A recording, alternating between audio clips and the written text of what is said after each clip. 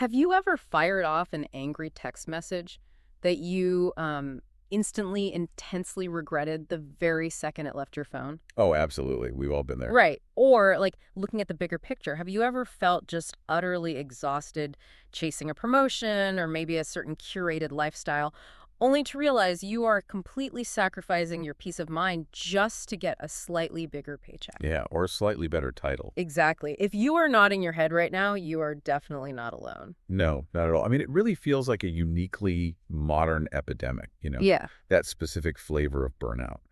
But the cure for it might actually be incredibly ancient. Which is the core mission of today's deep dive.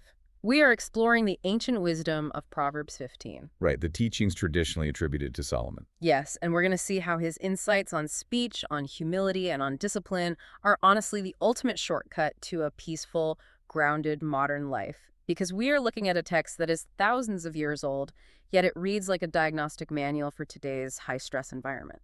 It really does.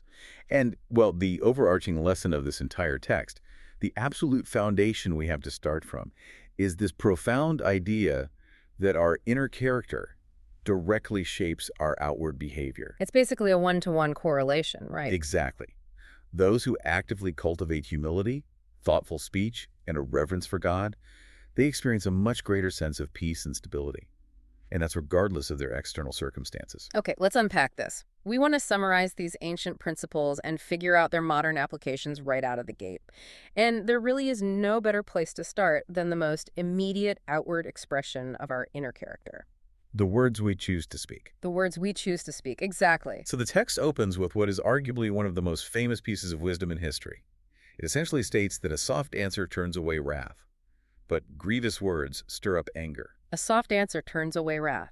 It sounds simple, but it's hard to do. Oh, incredibly hard. And to really grasp this, you have to remember the historical context. In tightly knit ancient communities, verbal disputes were not just, passing annoyances or Twitter spats. Right, they didn't have the luxury of just logging off. Exactly. They could ruin lives. A harsh word could quickly escalate into a lasting feud that literally tore families and towns apart. So calm responses were actual survival tools utilized to preserve the peace of the community. Wow. I find it helpful to think of this as, well, emotional judo. Oh, I like that. Emotional judo. Yeah, think about your typical heated workplace email chain. Someone copies your manager on a message pointing out a mistake you made. The worst. Right. And the immediate biological instinct is to meet force with force.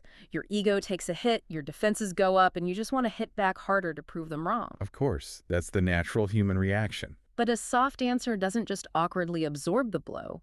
It actively redirects that negative energy. Gotcha. Instead of matching the aggression, which the text notes just stirs up more anger, you just step out of the way. You acknowledge the issue calmly. Yes.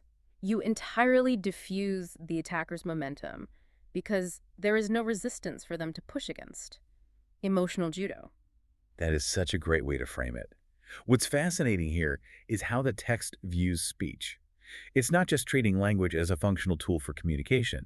It treats speech as a direct, unclouded mirror of a person's inner wisdom and discipline. So it's revealing what's actually inside you. Exactly.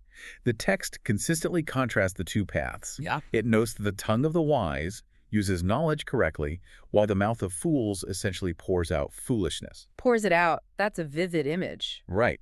And later, it uses this incredible imagery describing a wholesome tongue as a tree of life, while perverseness in speech is a breach in the spirit. Wait, a breach in the spirit? That is such a visceral, intense image. It really is. It implies that harsh words don't just bounce off, They actually fracture something fundamental in the person receiving them.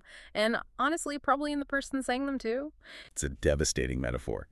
And it is contrasted so beautifully later in the teachings. The author points out that the heart of the righteous actually studies to answer, whereas the wicked just pour out evil things. They study to answer, so they're intentional. Very intentional. The wise person literally studies the situation. They pause. They think about the implications. They evaluate the emotional state of the room before they open their mouths. Which, in a modern context, that thoughtful, truthful speech is exactly what builds long-term professional credibility. And deep personal trust. Careless talk, just reacting on pure impulse, it simply does lasting damage. Okay, so our words secure peace with others. We use that emotional judo to keep the peace in our communities and our workplaces. But that naturally leads to the next question. Right. What secures peace within ourselves? Exactly, and within our own homes. Because the text moves brilliantly from the conflicts we speak out loud to the conflicts we live out every day, particularly when we are relentlessly pursuing success. That marks a vital transition in the text. We see it clearly when the author starts comparing different lifestyles.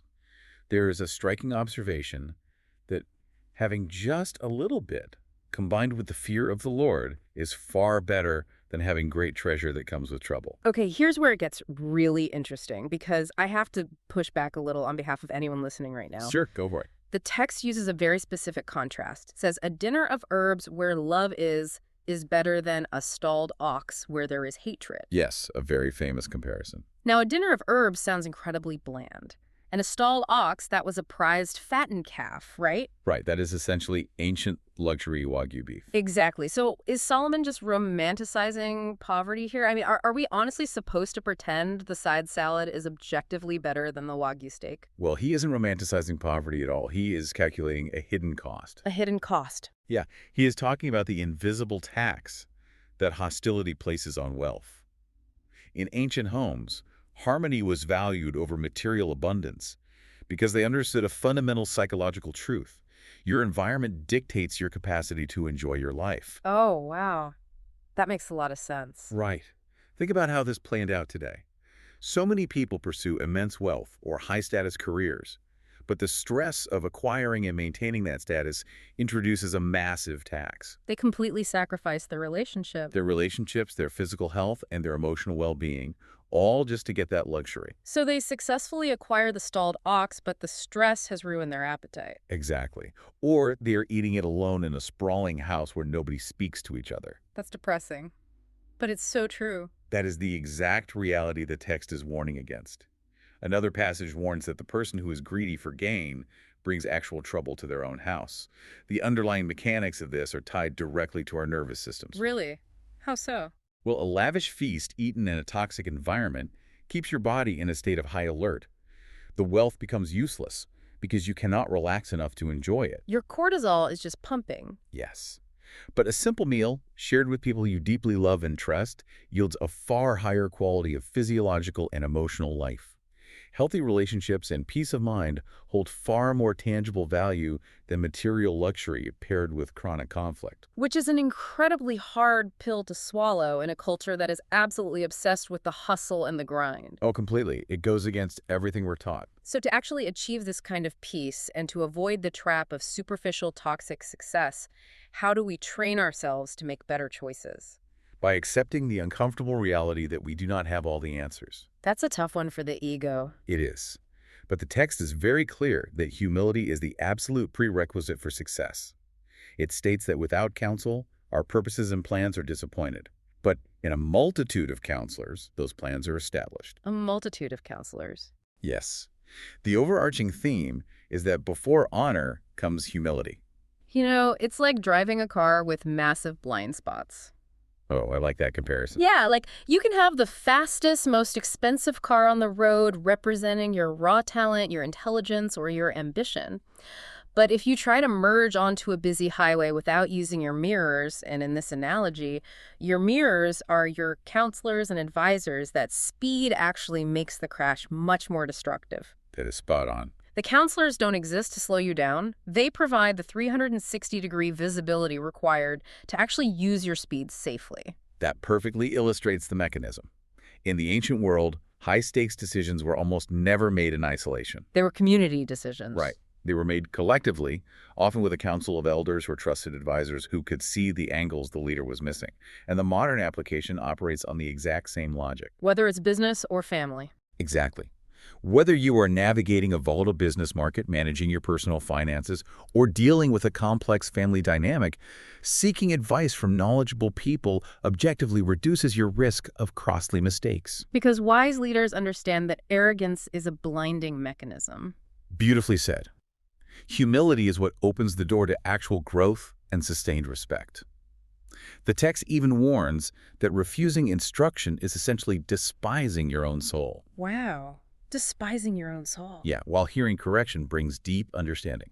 And when we actually apply this, when we intentionally let go our ego, when we seek out those mirrors to check our blind spots, and when we choose to live peacefully with the people around us, the result described in the text is this incredible emotional resilience. It really is. Because Proverbs 15 has a surprising amount to say about joy. It notes that a merry heart makes a cheerful countenance, but sorrow of the heart breaks the spirit. Hmm. And there is this one amazing line that says, "For the afflicted, all days are evil, but the person with a merry heart has a continual feast." A continual feast. Yeah. The ancient writers possessed a deep understanding that emotional well-being was not a luxury. It was an essential component of a balanced, sustainable life. It wasn't just an afterthought. Not at all. A cheerful heart literally alters your perception of reality, turning everyday mundane life into a continual feast.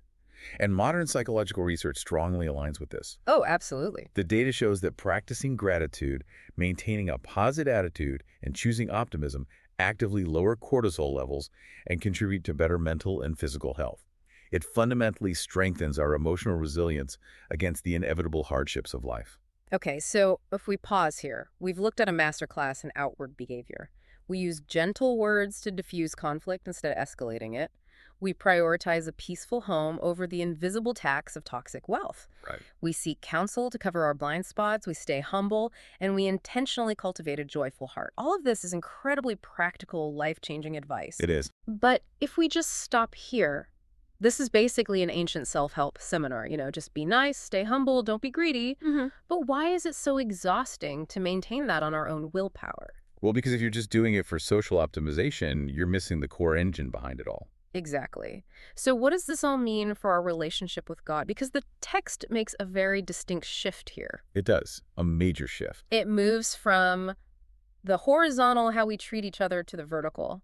The text notes that the eyes of the Lord are in every place, beholding the evil and the good. And then it takes it even further, stating that even hell and destruction are before the Lord, meaning our deepest, most hidden motives, the things we don't even admit to ourselves, are completely laid bare. The ancient meaning embedded here is profound. It asserts that integrity matters most when absolutely no one else is watching. When there's no audience. Right. True integrity means doing the right thing when recognition, applause, or even oversight is completely absent. And if we connect this to the bigger picture, knowing that God sees both the righteous and the wicked shouldn't just be viewed as some terrifying surveillance camera in the sky. Which is how a lot of people interpret it, right? Unfortunately, yeah. Like a cosmic hall monitor just waiting to write you up for a minor infraction. But that completely misses the heart of the text. It is not designed to be a cosmic threat. When understood correctly, this omniscience is a profound comfort. A comfort? How so? Well, think about the implications. It means your hidden choices for good, your quiet moments of restraint, the times you chose the soft answer, when absolutely no one would have blamed you for yelling and defending yourself. Those unseen moments are witnessed. Oh, wow. They matter deeply. The sacrifices you make for peace that go entirely unthanked by your family or your boss are not lost to the void. They are seen by God. That shifts the perspective completely. But I'll be honest, there is a friction here. Okay, let's hear it. I can see how holding your tongue stops a fight in the moment, but swallowing my pride when someone blatantly insults me or takes credit for my work often feels like I am just losing. Yeah, it feels like defeat. Right, I'm letting them get away with it. Right. So how does this ancient wisdom reconcile our very human desire for justice with just staying quiet? That is where the concept of trust moves from theory to practice. The text draws a very sharp contrast regarding how our character affects our connection to God. Okay. It states that the way of the wicked is an abomination, but God loves the person who follows after righteousness. Later it says the Lord is far from the wicked, but he hears the prayer of the righteous. So there's a real closeness there. Exactly. This synthesis reveals a critical truth. We strengthen our relationship with God by actively aligning our character with his nature. Right. So practicing the very things outlined in this chapter, speaking gently, choosing love over wealth, remaining humble, this isn't just about being a good person for society's sake. No, not at all. It is about spiritual alignment. And alignment is what breeds intimacy. When the text says God hears the prayer of the righteous and that their prayer is actually his delight, it is describing a relationship built on profound closeness and trust. Wow. His delight. Yeah, and to answer your point about justice, trust goes both ways. Trusting God means trusting His wisdom over our own impulses. I see where this is going. When you are in that heated moment and your ego is screaming at you to retaliate, choosing the soft answer is no longer just a communication tactic. No, it's something much deeper. You are actively trusting God to handle the justice of the situation. Exactly that. You are saying with your actions, my impulse is to destroy this person's reputation with my words, to get my revenge right now. But God's wisdom says a wrathful person stirs up strife, and the one who is slow to anger appeases it. So you step back. By choosing to step back, you are trusting that God's view of the situation is more complete than yours. You are letting go of the need to be the ultimate judge and executioner in every slight against you. Choosing the soft answer in the face of injustice is a profound act of faith.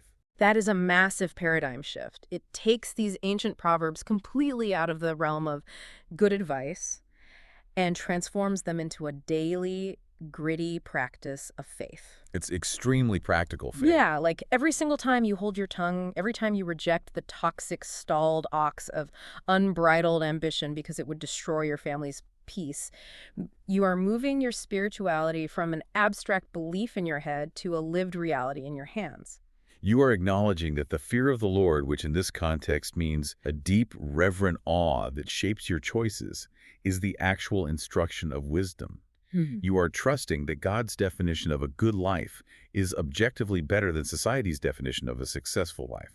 You are putting God in his rightful place as the author of wisdom and yourself in your rightful place as the student. And I imagine that is what brings us full circle to the very concept of the merry heart the text talked about earlier. Oh, absolutely. Because when you aren't carrying the crushing burden of trying to outsmart everyone in your industry, or the constant anxiety of defending your wealth, or the utter exhaustion of managing endless conflicts because you can't control your temper, your spirit is finally free. The burden is gone. Yeah, you experience genuine joy because you trust that the eyes of the Lord are in every place and you are living in a way that aligns with his design. It relieves you of the impossible job of managing the universe. That's a great way to put it. You don't have to win every argument. You don't have to have the biggest house.